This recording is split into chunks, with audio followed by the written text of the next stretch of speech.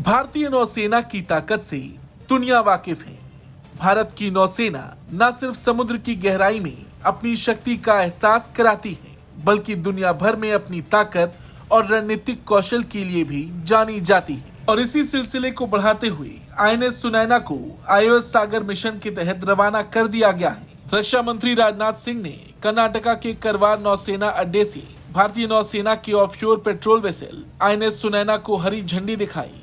इस महत्वपूर्ण कार्यक्रम में भारत के chief of defence staff general Anil Chauhan और नौसेना प्रमुख दिनेश के त्रिपाठी भी मौजूद थे। रक्षा मंत्री राजनाथ सिंह ने इस अवसर पर सागर यानी कि security and growth for all in the region पहल की महत्वता पर जोर दिया।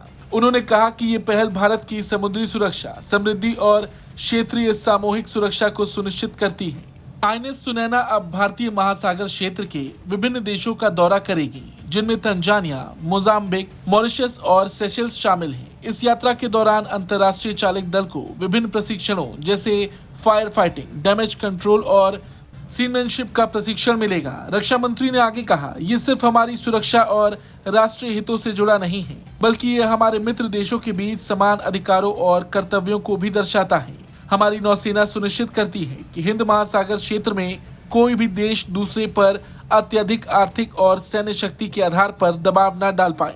हम ये सुनिश्चित करते हैं कि देशों के हित सुरक्षित रहें, बिना उनकी संप्रभुता को नुकसान पहुंचाएं।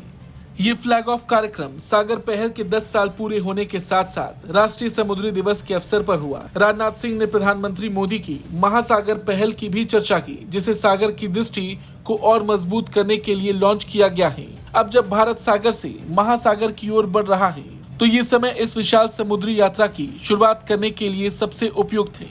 और आपको बता दें, इस मिशन में हिंद महासागर क्षेत्र के 9 मित्र देशों Comoros, Kenya, Madagascar, Maldives, Mauritius, Mozambique, Seychelles, Sri Lanka और तंजानिया के नौसैनिक भाग ले रहे हैं। इस मौके पर रक्षा मंत्री ने 2000 करोड़ रुपए की लागत से बनाए गए आधुनिक ऑपरेशनल, मरम्मत और लॉजिस्टिक सुविधाओं का भी उद्घाटन किया। ये सुविधाएं प्रोजेक्ट सीबर्ड के तहत करवार नौसैनिक अड्डे पर बनाई गई हैं।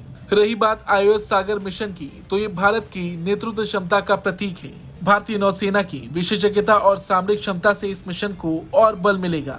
दुनिया भर में अपनी ताकत और रणनीतिक कौशल के लिए मशहूर भारत की नौसेना के इस मिशन पर आपका क्या कुछ कहना है, कमेंट करके जरूर बताएं।